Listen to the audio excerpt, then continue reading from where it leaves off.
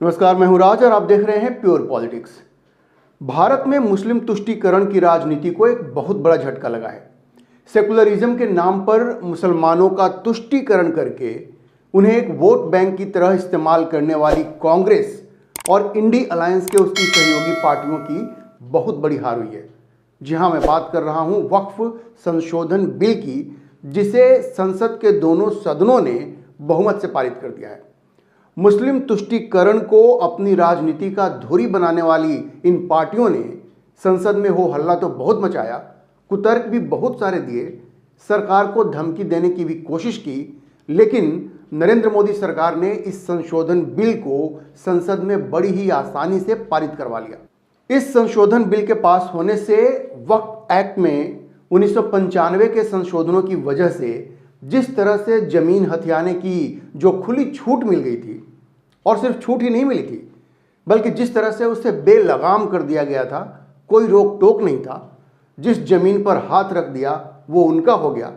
मतलब इस खौफनाक कानून के आने से वक्फ बोर्ड का मन इतना बढ़ गया था कि उसने भारत की संसद, एयरपोर्ट और सीजीओ कॉम्प्लेक्स पर भी अपना दावा ठोक दिया। उस ड्रैकोनियन कानून से देश को आखिर मुक्ति मिल गई है और भारत के वो सारे लोग जो देश में कानून का राज चाहते हैं, जंगल राज नहीं चाहते कि कोई आपकी ज़मीन हड़प ले और आप कुछ नहीं कर पाए, वैसे सारे लोग इस संशोधन बिल के पास होने से बहुत खुश हैं। आइए पहले ये समझते हैं कि इस संशोधन बिल के पास होने से क्या बदलेगा, आम लोगों को किस तरह का फ़ायदा होगा। वैसे तो इस संशोधन बिल ने 1995 के वक्फ एक्ट में बहुत सारे बदलाव किए हैं, लेकिन मैं आपको उन बड़े बदलावों के बारे में बताऊंगा जिसका सबसे ज़्यादा और सबसे पॉजिटिव असर होगा, जो वक्फ बोर्ड की मनमानियों पर लगाम लगाएंगे। अब देखिए, 1995 के वक्फ एक्ट का जो सबसे खतरनाक सेक्शन था वो था सेक्शन 40, सेक्शन 40, जिसके तहत वक्फ बोर्ड को यह तय करने का अधिकार दिया गया था कि कोई संपत्ति वक्फ संपत्ति है या नहीं, ये वक्फ बोर्ड तय करेगी। वक्फ बोर्ड किसी भी संपत्ति को अगर वक्फ संपत्ति घोषित कर दे तो उसका निर्णय अंतिम होगा जब तक कि वक्फ ट्रिब्यूनल द्वारा उसे रद्द या संशोधित नहीं किया जाता। इस सेक्शन के अंदर वक्फ बोर्ड को यह अधिकार था कि अगर उसे लगे कि कोई संपत्ति वक्फ की संपत्ति है तो वो खुद से उसके बारे में जानकारी जुटा सकती है और उस संबंध में निर्णय ले सकती है। और अगर उसने ये कह दिया कि यह संपत्ति वक्फ की संपत्ति है तो फिर वो फाइनल है। आप उसके निर्णय के खिलाफ ट्रिब्यूनल में तो जा सकते हैं, लेकिन उसके खिलाफ आप कोर्ट में कोई सिविल मुकदमा फाइल नहीं कर सकते। सोचिए कि यह कितनी खतरनाक व्यवस्था थी और इसका कितना गलत इस्तेमाल हुआ। केरल के मुनम्बम में इसके गलत इस्तेमाल से ही इतना बड़ा विवाद खड़ा हो गया। 400 एकड़ की जमीन जिस पर 600 ईसाई परिवार लंबे समय से रहते आ रहे हैं, अब 2022 में एकाएक वक्फ बोर्ड ने उसे वक्फ की ज़मीन घोषित कर दिया। सरकार ने भी वक्फ बोर्ड का ही साथ दिया। आपको पता है वहाँ जो सरकार है, सरकार ने लैंड टैक्स लेना बंद कर दिया, कहा यह वक्फ की ज़मीन है, हम टैक्स नहीं लेंगे। और जो बैंक हैं, बैंकों ने वहाँ के बाशिंदों को लोन देना बंद कर दिया। ज़मीन की सिक्योरिटी पर जो लोन मिलता है ना, वो देना बंद कर दिया। मतलब वक्फ बोर्ड ने जब उसे वक्फ की ज़मीन घोषित कर दिया, जहाँ 600 परिवार इतने लंबे साल से रहते आए हैं, तो वहाँ के लोगों के चेहरे पे हवाइयाँ उड़ने लगी। वो सब इतने हैरान परेशान हो गए कि अब हम कहाँ जाएंगे। लेकिन संसद में वक्फ संशोधन बिल पास होने के बाद मुनम्बम के इन ईसाई परिवारों के चेहरे पर खुशियाँ लौट आई हैं। हालांकि वक्फ संशोधन पुराने मामलों पर लागू नहीं होती, लेकिन जिन मामलों पर विवाद चल रहा है उसमें पीड़ित पक्ष को कुछ राहत तो जरूर मिलेगी, ऐसी उम्मीद भी है। वैसे भी मुनम्बम के इन ईसाई परिवारों ने ये ज़मीन फारूक कॉलेज से खरीदा था, जो कि एक ट्रस्ट था। और वक्फ संशोधन बिल ने संशोधन विधेयक के लागू होने से पहले या बाद में किसी मुस्लिम द्वारा वक्फ के समान उद्देश्य के लिए बनाए गए सभी ट्रस्टों को वक्फ अधिनियम के दायरे से छूट दे दिया है। तो मुनम्बम के इन बाशिंदों को ये उम्मीद है कि इस प्रावधान के तहत उनकी समस्या का समाधान हो जाएगा। अब देखिए, खबरों के मुताबिक वक्फ संशोधन बिल पास होने के बाद मुनम्बम में इन ईसाई परिवारों द्वारा खुशियां मनाई गई हैं और नरेंद्र मोदी के पक्ष में, प्रधानमंत्री मोदी के पक्ष में नारे भी लगाए गए हैं। और ये सब देखकर मोदी विरोधियों की नींद उड़ गई है। अब सोचिए कि अगर केरल के ईसाई जो करीब 18% हैं, अगर वो 55% हिंदुओं के साथ हाथ मिला लेते हैं तो भाजपा के लिए केरल में एक मजबूत आधार बन सकता है।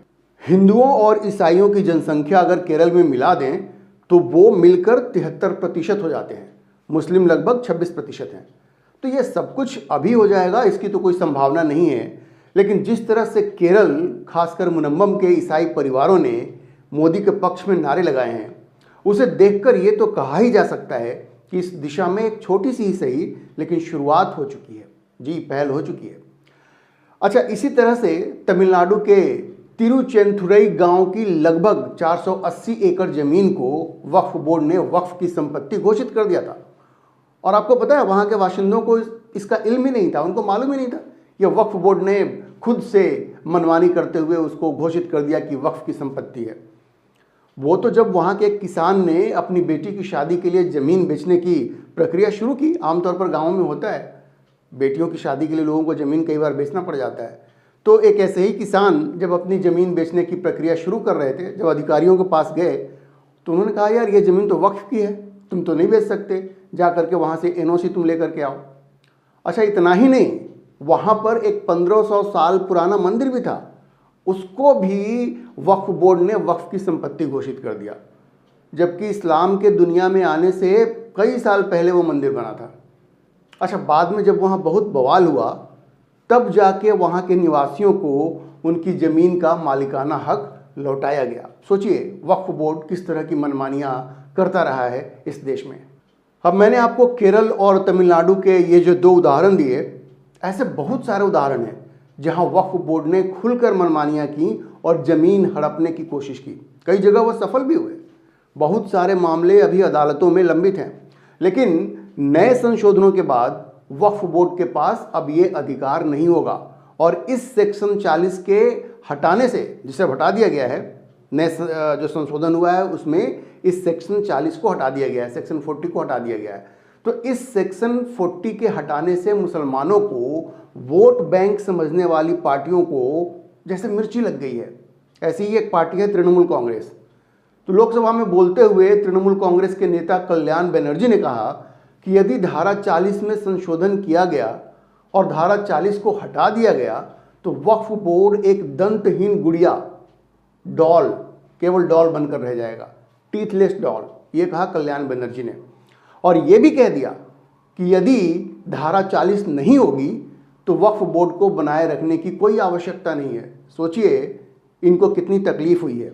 ये जो सेकुलरिज्म को एक पॉलिटिकल वेपन बना करके अपनी राजनीति करते हैं, इनको कितनी तकलीफ हुई है।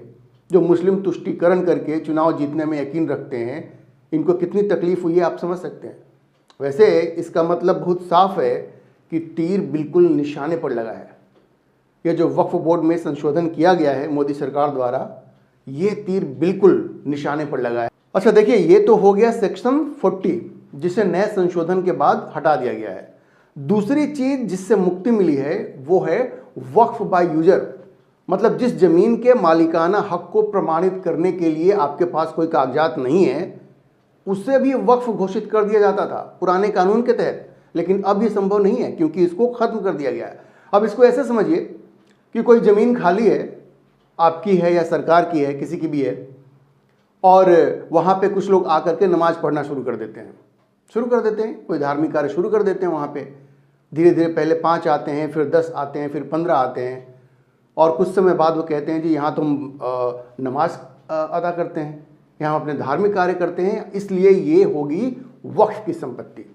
भले उनके पास उसके कागजात हो या ना हो, वक्फ बाय यूजर के तहत उसको वो वक्फ की संपत्ति घोषित कर सकते थे या वक्फ के रूप में उसको दान कर सकते थे। मान लीजिए किसी का स्वामित्व तो वहाँ पे नहीं है, लेकिन वो बोलेगा यहाँ पे हम लोग ये धार्मिक काम करते रहे, अब ये वक्फ की संपत्ति हो गई। तो ये वक्फ बाय यूजर मतलब जिसका कोई प्रमाण नहीं है, जिस जमीन का आपके पास मालिकाना हक नहीं है, सिर्फ आप यूज करते आ रहे हैं, उसके बिना पर उसको वक्फ की संपत्ति घोषित करना, वक्फ बाय यूजर के तहत जो किया जा रहा था उसको भी अब खत्म कर दिया गया है।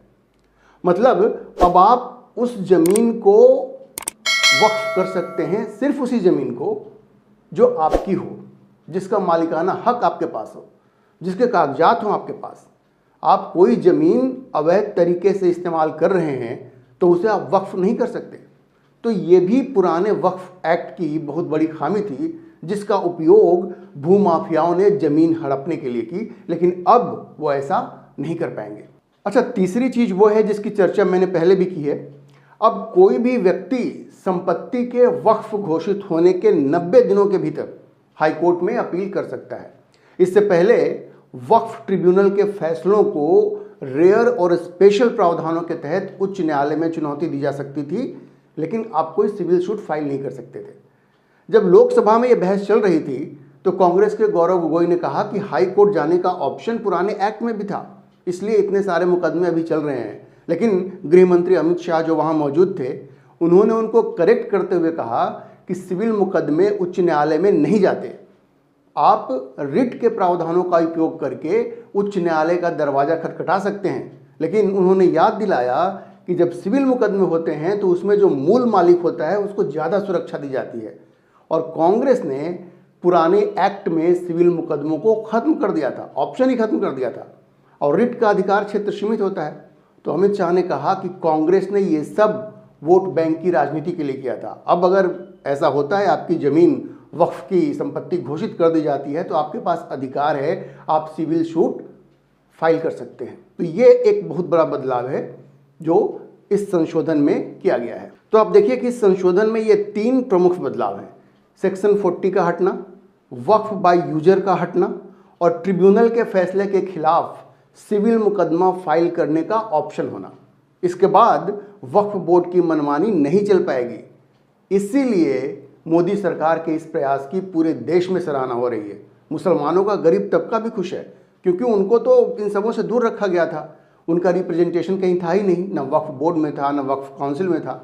अब नाराज सिर्फ वही लोग हैं जिनकी हमदर्दी मुस्लिम भूमाफियाओं के साथ है, लैंड माफियाओं के साथ है, जिन्होंने वक्फ बोर्ड की ज़मीन का व्यक्तिगत फायदे के लिए इस्तेमाल किया। अच्छा, ये देखिए, कांग्रेस और इंडी अलायंस के ये जितने भी मुस्लिम तुष्टीकरण करने वाली पार्टियां हैं, उनको ये उम्मीद थी कि ये संशोधन बिल संसद में पास नहीं हो पाएगा। क्यों?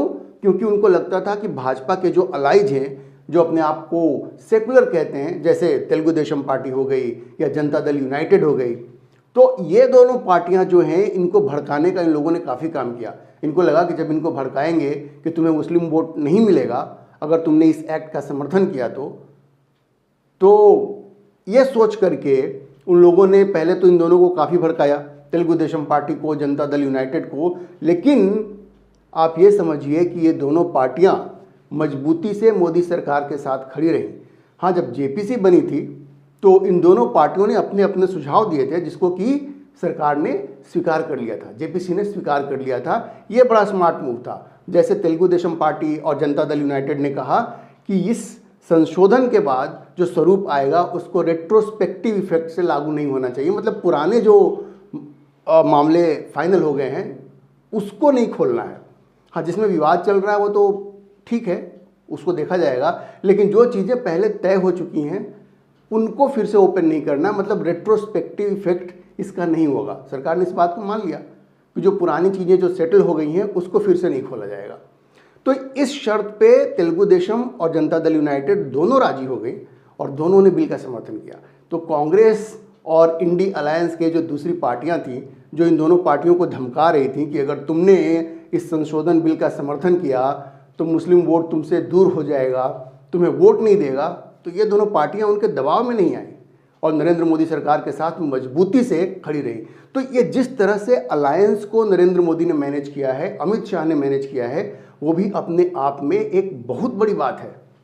इस संशोधन बिल के पास होने से एक मैसेज तो बहुत क्लियर गया है कि ये कांग्रेस और इंडी अलायंस जो ये मानकर चल रही थी 2024 के लोकसभा चुनाव के परिणाम आने के बाद कि ये सरकार इतनी मजबूत नहीं रहेगी क्योंकि भारतीय जनता पार्टी के पास खुद का बहुमत नहीं है और ये एक लचर सरकार होगी, तो वो गलत साबित हो गए हैं।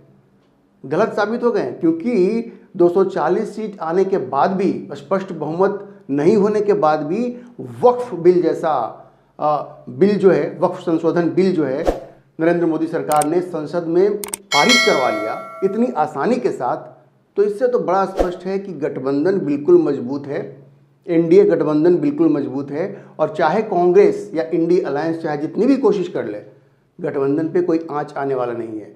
और गठबंधन के ये जो सहयोगी दल हैं, जनता दल यूनाइटेड या तेलुगु देशम पार्टी, वो अब इस बात से नहीं डरने वाले हैं कि अगर आप भाजपा के साथ ऐसे खड़े रहेंगे तो फिर मुसलमान आपको वोट नहीं देगा। ये मुस्लिम वोट का भय दिखाने वाला जो प्रयास होता था कांग्रेस का और इंडी अलायंस का, वो अब नहीं चल पाएगा, ये तो बड़ा स्पष्ट है। अच्छा, एक और मज़ेदार बात हुई है। राहुल गांधी हमेशा ये कहा करते थे कि सरकार हमें बोलने नहीं देती है, संसद में हमें बोलने नहीं देती है, लेकिन जब बोलने का मौका आया तो इस बिल पे वो बोले ही नहीं।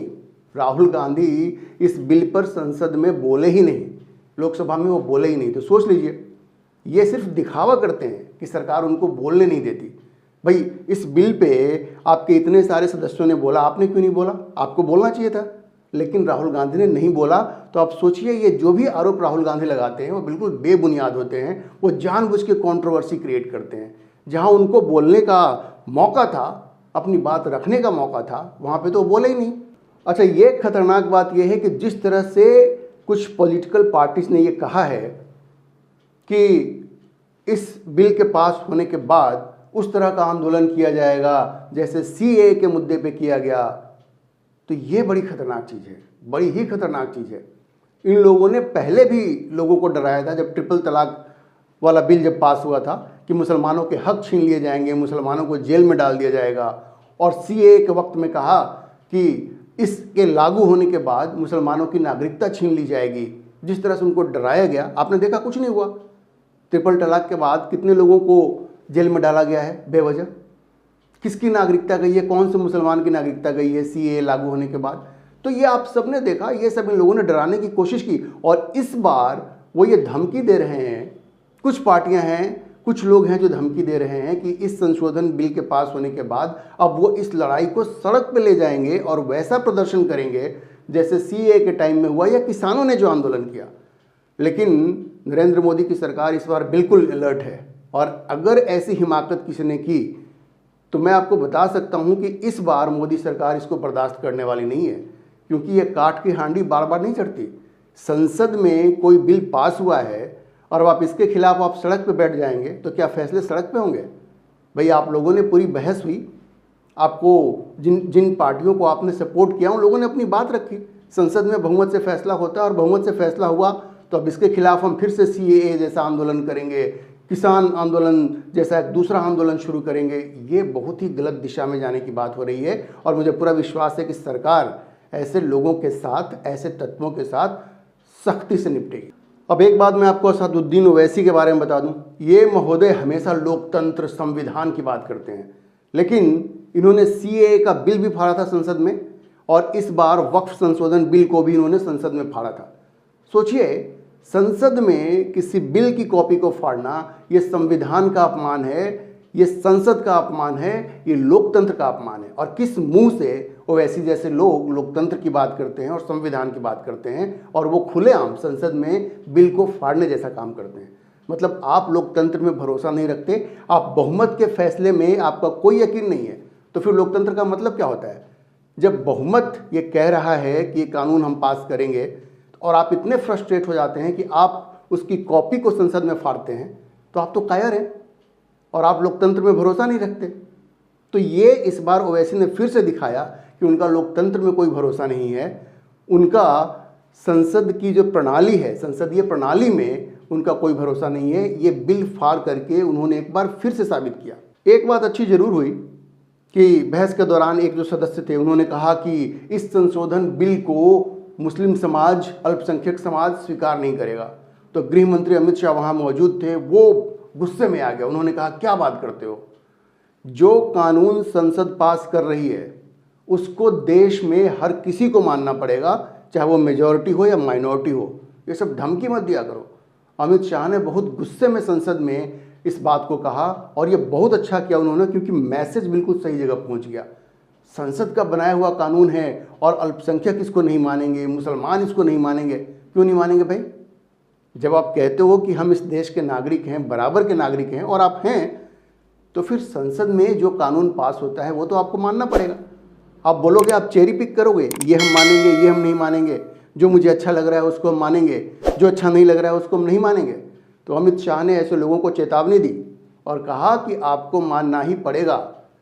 संसद में बनाया हुआ कानून देश के हर नागरिक को मानना पड़ेगा, हर समुदाय को मानना पड़ेगा। तो ये मैसेज अमित शाह ने बहुत बढ़िया दिया। और आपको पता है, कांग्रेस अब जाएगी सुप्रीम कोर्ट में, इसको चैलेंज करेगी। उन्होंने घोषणा कर दी है, ओवैसी साहब भी जाएंगे। भाई बात यह है कि ये लोग संसदीय प्रणाली में विश्वास नहीं रखते। सुप्रीम कोर्ट जाने का उनका अधिकार है, लेकिन अब वो सुप्रीम कोर्ट में जाएंगे। और देखिए ये करते क्या हैं, अगर सुप्रीम कोर्ट ने भी कह दिया कि कानून ठीक है तो ये सुप्रीम कोर्ट की निष्पक्षता पर सवाल उठा देंगे। बोलेंगे ये तो बिक गए हैं जी, ये तो सरकार के सामने उन्होंने घुटने टेक दिए हैं। मतलब अगर सुप्रीम कोर्ट इनकी बात नहीं मानता है तो ये सुप्रीम कोर्ट को भी नहीं मानेंगे। ये सुप्रीम कोर्ट की निष्पक्षता को तभी मानेंगे जब फैसला इनके हक में आए। अगर फैसला इनके हक में नहीं आता है तो ये बोलेंगे सुप्रीम कोर्ट भी झुक गई है, सरकार के दबाव के आगे डर गई है। ये वही बात है, अगर ये चुनाव जीत गए तो इलेक्शन सही हुआ है, ईवीएम सही काम कर रही है, और अगर चुनाव हार गए तो ईवीएम में गड़बड़ी है, इलेक्शन कमीशन निष्पक्ष नहीं है। तो कांग्रेस, ओवैसी, ये सब लोग अब जाएंगे सुप्रीम कोर्ट में और वहाँ पे जाकर के अपनी दलील रखेंगे। वैसे उनको अधिकार है इस बात का, लेकिन वो ये उम्मीद करते हैं कि सुप्रीम कोर्ट भी प्रमुख विपक्ष की तरह काम करे। सुप्रीम कोर्ट निष्पक्ष नहीं रहे, वो विपक्ष का साथ दे सरकार को एम्बैरेस करने में और हाँ, सरकार को गिराने में भी।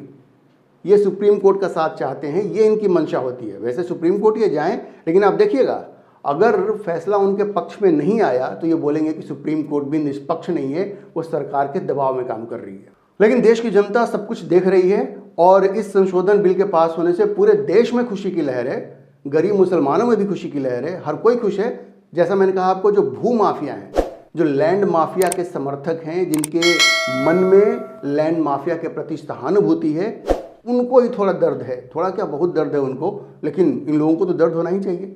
हम आपको इस पूरी खबर पे अपडेट रखेंगे कि कांग्रेस जा रही है सुप्रीम कोर्ट में तो वहाँ क्या होता है। इस मुद्दे पर आप क्या सोचते हैं, आप अपनी राय कमेंट बॉक्स में ज़रूर लिखें। लेकिन अभी के लिए इतना ही। अगर आपको ये वीडियो पसंद आया हो तो आप इसे लाइक करें, शेयर करें और इंडिया फर्स्ट लाइव चैनल को सब्सक्राइब जरूर करें।